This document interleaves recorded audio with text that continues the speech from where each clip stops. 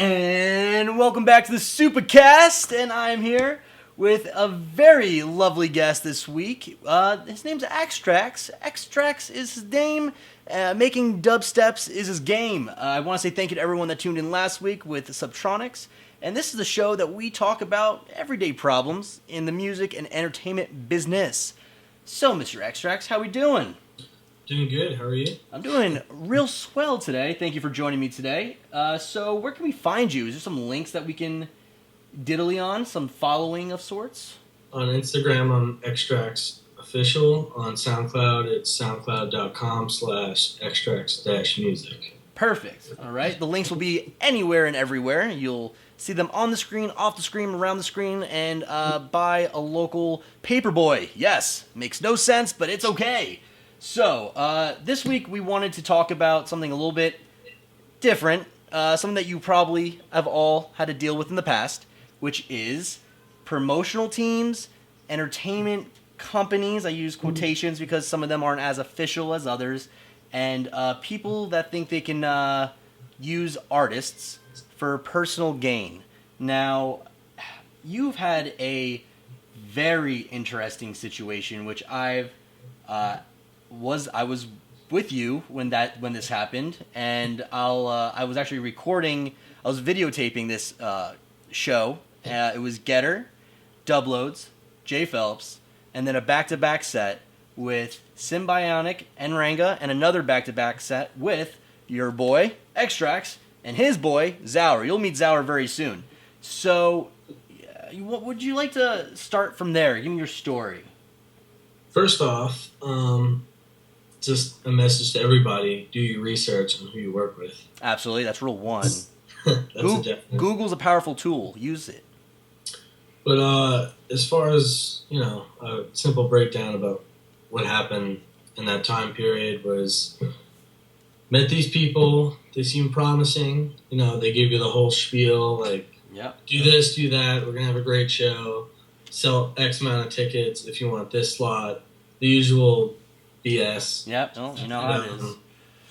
Actually, on that, I would like to say the whole selling tickets thing really needs to go. If a company's going to throw an event, they have a promotional team for a reason. Yes, that's a fighting battle. I think you and everyone else and their mother can agree that selling tickets is honestly hurting the independent artists and the locals and the people that are truly working hard. I do have a theory, though. If you're just a DJ and you're just focusing on DJing, you're not working on production, you have no urge to ever produce or really make your own sound, but you really just want to DJ and love the art of DJing, and this could go either way with turntablists or just plug and play USB DJs.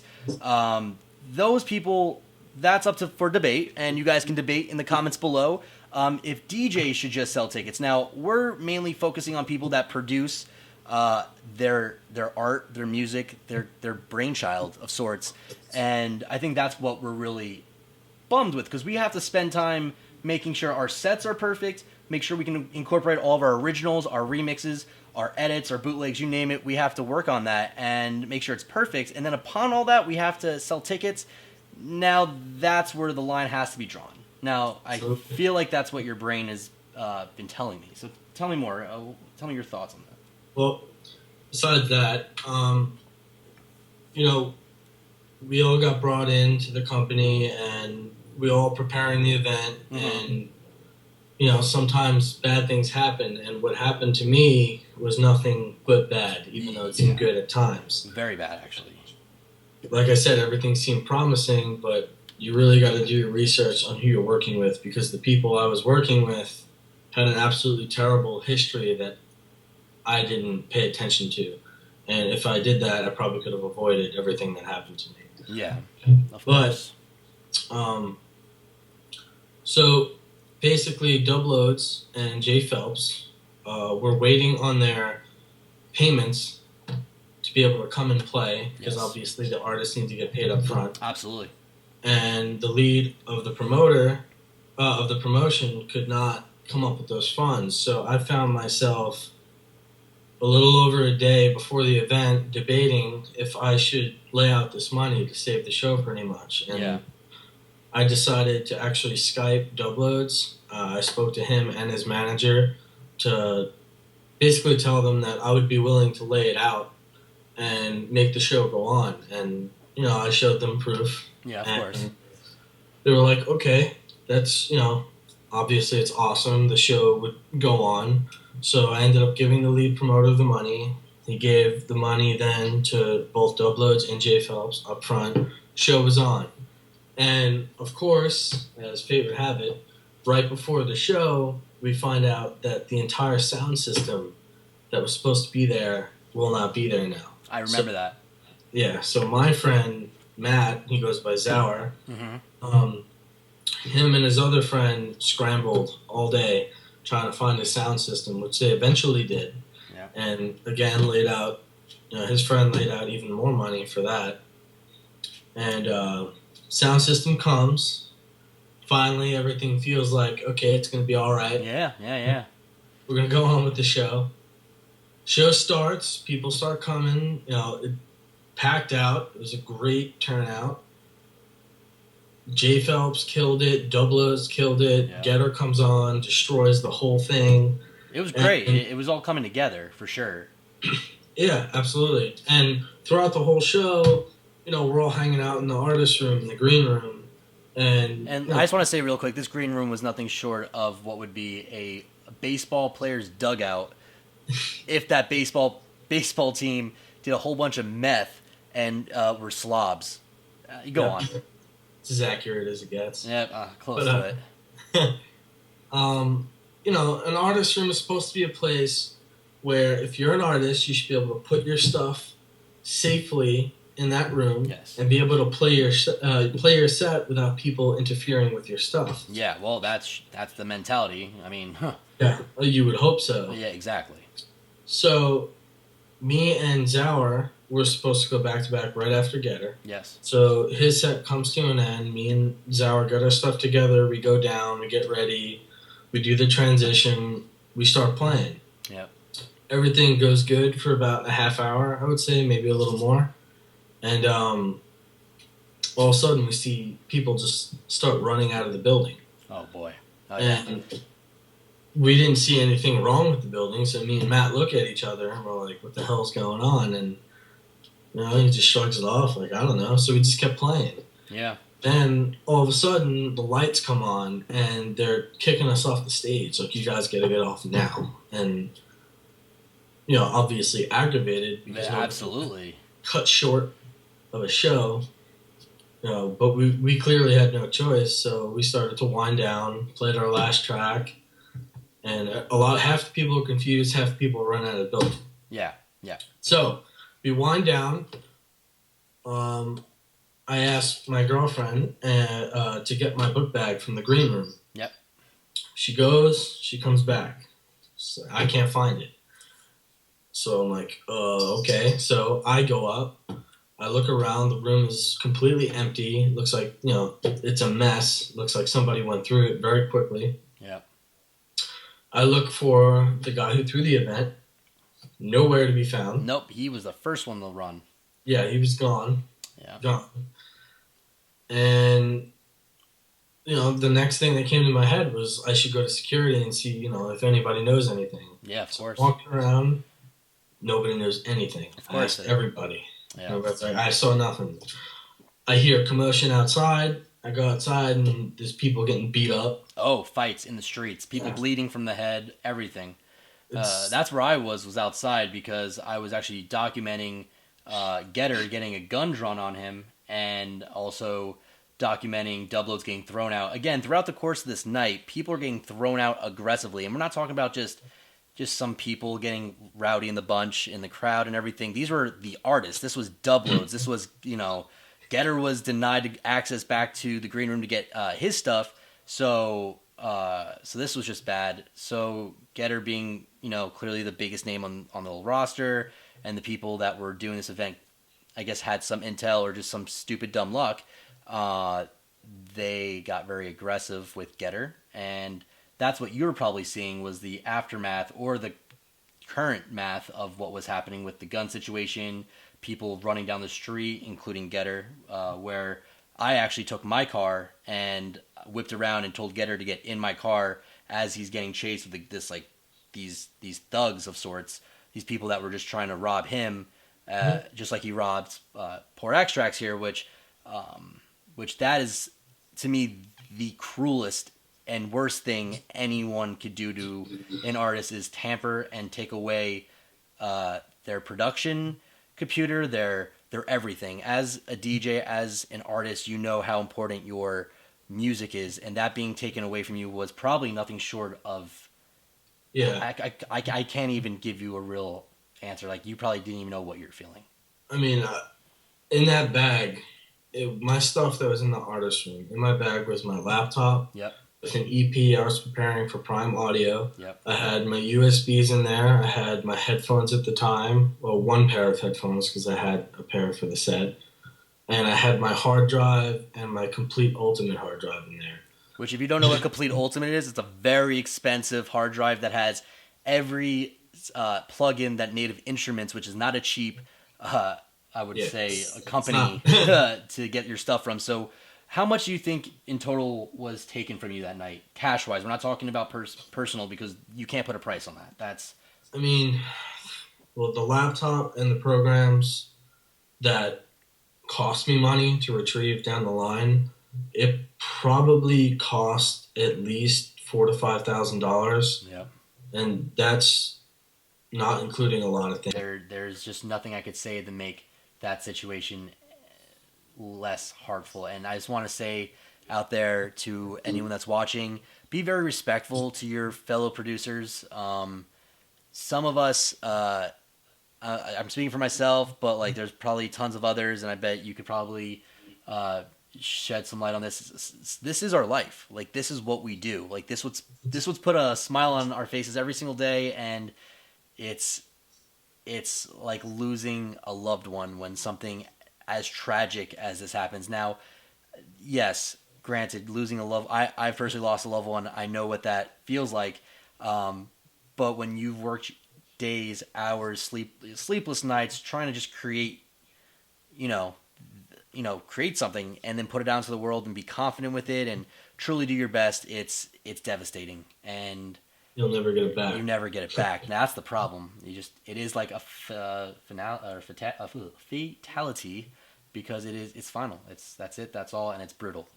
It could be a brutality, if some would call it. But yeah, jokes aside, just be aware of that. But the night didn't stop there because of all this stuff. I guess the next day, you want to jump to the next day, or was there a little bit more to that night other than Molly getting very disrespected? And with no backup, essentially. Now, later in the night, everybody's getting beat up outside, and people are running, and at that point, everybody's pretty much out of the venue, and I just wanted to go back in with my best friend. We already brought all my whatever I had left back in the car. Yeah, and he tagged along with me and we went back in. We just wanted to look around to see if it was anywhere. And security was giving us a real hard time, denying it. And then one guy to the side was like, "Are you trying to accuse us of stealing your laptop?" And me and my friend, we were like, "No, we're just asking, if you guys saw it." And he clearly was looking, for trouble because he just kept pressing the matter. And of course, him and my friend got in each other's faces, and it just wasn't going well because we were kind of starting to get surrounded, and I was like, "Dude, this isn't worth it. Screw it. Let's just get out of here." Yeah. Because at that point you're also outnumbered, and you don't really know what they're capable of, and you're already lost enough that night. You didn't need to lose your these people had a gun, for example. Yeah. We don't know how many more guns there were. We don't know what other kind of stuff. If anything, you played it safe, and that's the best you could do at that point. You have to find the situation. So I actually went back to the hotel with Getter afterwards with Jay Phelps. Jay Phelps, I believe, got his wallet stolen with his military license. His passport. As passport, that's what it was. And there was just a lot of craziness. Getter told me to give him all the footage of whatever the case may be. He was telling me that Skrillex was hitting him up and his agency and just apologizing. And, you know, it just shows even the biggest agencies don't even fact check all the time. I guess after this situation, I guess it really heightened awareness. Yeah. And it sucked that it had to be in our home state at the time, or my home state at the time. It And definitely damaged it, but, you know, it's not like there was so much going on there anyway. But still, it was just not a good look for them. But, you know, that was it. The next day happened, and now you're real upset. Like, now you're trying to figure out the next thing. I saw that you had, I believe, was not an Indiegogo, but a GoFundMe. Maybe was that it? Yes. Okay, so you had a GoFundMe now. So people that don't know what a GoFundMe is, it's pretty much a service that you can ask people to crowdsource to help you in situations or if you projects, stuff like that. This was definitely one of those things that you did. So I guess you want to go from there. Other than, I guess, go from there. Okay, so next day, next morning, the first thing I was concerned about was trying to get in touch with the lead promoter. Yeah.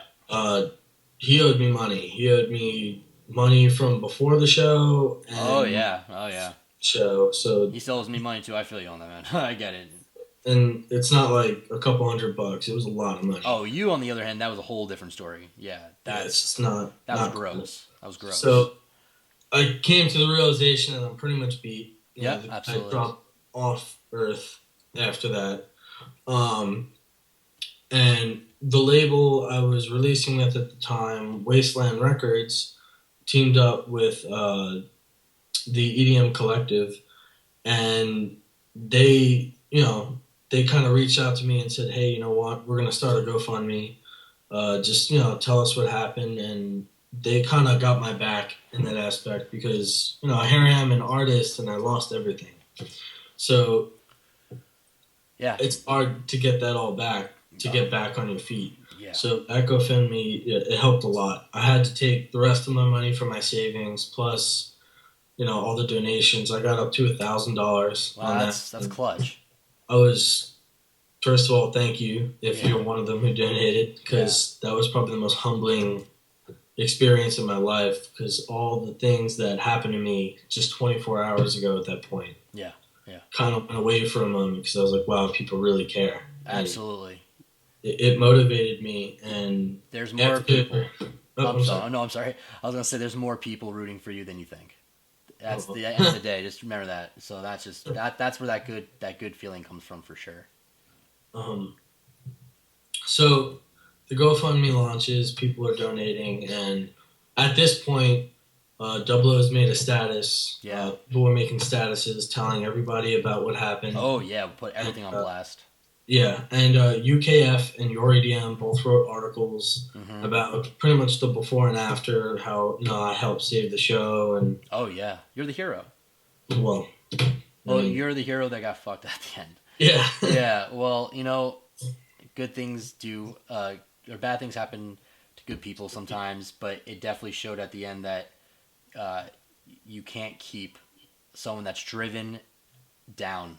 You got right back up on your feet after everything was slowly smoothing out. I'm still assuming to this day you still. I still listen to my old stuff that I had on SoundCloud, just like clips. Yeah. Of like what I had, and it's like, damn, like I'll never get it back. Yeah, that's not fun. No. But over time, like certain artists reached out to me, like Funkcase reached out to me, and he just motivated the hell out of me because he had something similar to happen just months before. Oh wow! The difference was he had a program on his laptop that was able to be tracked, and they found it and he got it back. But he was like, dude, just keep your head up. Like, eventually you'll get back to where you were and then some. And then Helicopter Showdown reached out to me because at the time one of my close producer friends, he went by Exile. He was pretty close with them, and he told them what happened. And they pretty much the same thing, just motivated me, told me, just keep at it. You'll get back. And, I feel like I did. No, you definitely did. I've seen people get knocked down and they just never stand back up. You, on the other hand, so we're going to switch gears because this is where it gets all feel good and warm. Let's talk about something in the next clip. So since then, Extrax has came up from the depths of what was possibly a very very negative and disturbing, sad, overall shitty situation that most people would not get back from. But since then, which, by the way, since then is literally less than a year ago, what has happened? What have you been doing? Tell us what Extrax has been up to. Well, I mean, after the GoFundMe and all that, and tapping the rest of my savings, I was able to basically build back up, get myself a computer and all that, and get all my programs back, and I started producing again. I mean, what else was I going to do? I mean, I had to make music. Yeah. So I've been working hard at it, and over the summer, I released a track called Demonoid, and EDM.com grabbed it up, in part because, you know, they're well aware of the story, and they thought they would be able to, you know, kind of give me a little support as far as let me get this track out and really get it out there. Yeah, you know, obviously they have the network for that. Oh, absolutely. So they loved the track, and they posted it, and it did really well, and it just got that much more motivating. Yeah. And after that, I was pretty much preparing for school. I came down to Florida for Full Sail University, and congratulations, by the way. That is very cool. Thank you. It's pretty fun here, but I'm still working at music. I got a lot in the works. Yep. While I was here, I collabed with Blackout. Yes, Blackout's another up-and-coming artist that is definitely gaining a lot of hype. Yeah, he's on fire right now. Yeah, but for sure. We worked on a track. It was called Agony, and we got to release it on Warpaint Records. Shout out to Warpaint. Yeah, definitely. And they did an amazing job at promoting that track as a whole. But more importantly, I just felt like I was really starting to gain momentum. Oh, yeah, for sure. The track came out overnight. It hit like the 60s on Beatport. Oh, that's sick. That's great. A couple days later, it made it to 20. And it was just insane. Like, yeah. I didn't. First of all, it restored my faith that people actually buy music. Yes, for sure. They definitely do. Because, you know, everybody pirates everything, which, you know, we all know why, but... Yeah, but at the end of the day, like... but here's what the best thing about that is, the fact that you did, you know, climb charts like that. It wasn't just the fact that people were supporting you and, you know, even if they didn't know your story, they truly loved your art. Now that, to an artist, that's the biggest payoff. Is that people spent money that they acquired, hardworking, whatever the case may be. They went out of their way to say, I love this track enough that I'm going to spend my money on this and support these artists. Like, that is, to me, that's crazy. Like, that's amazing. For sure. Yeah, definitely. It was rewarding. And I knew that at that point, I feel like I really came a long way. And yeah. I just have so much music since that point. Like, oh, yeah. Unbelievable amounts of work that I'm putting into this, and I have another track coming out soon, a remix for Warpaint. I have a single coming out soon. Nice. And for Agony, I can't really say his name right now, but I have a Firepower artist remixing Agony, and I'm super excited about that. Hey, that's what's up. Yeah, and this is a guy that, you know, when I just started, he kind of just started to emerge, so I've been following him for a long time. Of course. But it's just so many good things are starting to happen now, and I feel like a year later, after what happened, I really feel like I exceeded my own expectations, and the progress I've made, and even Matt Zauer. Yeah. I feel like the next year to come will really reflect the adversity we're able to face. Because to me, I really don't think there's anything worse than losing all your work. No, you suffered everyone's nightmare. That's why there was so much.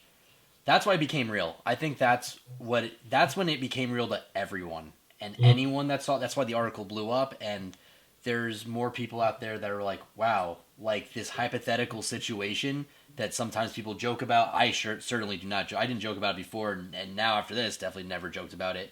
But you know, it's a thing. It's scary.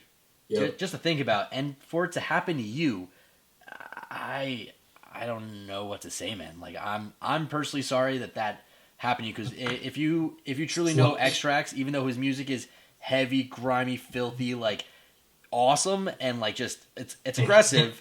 He's one of the most positive and most inspiring people you'll meet. You go out of your way sometimes just to help other people, just to develop themselves. If they have a question, you've never said no. I'm not going to help you. So That's simply because I know what it's like to be told no. Exactly. So I never understood that, so I don't want to represent that bad image. I just want everyone to take notes there. Okay, just take notes. Okay, great. Everyone got notes? Got your paper? Got your pen? Okay, great. So, but great, man. I'm excited that you came on to the show. Thank you so much for taking the time out of your very busy schedule, and best of luck to you in the future. Again, all the links are down below. This is Extrax. Look out for him. He is going to be the next big thing, everyone. All right, Extrax, much love. We'll see you later. Thanks for having me. Not a problem.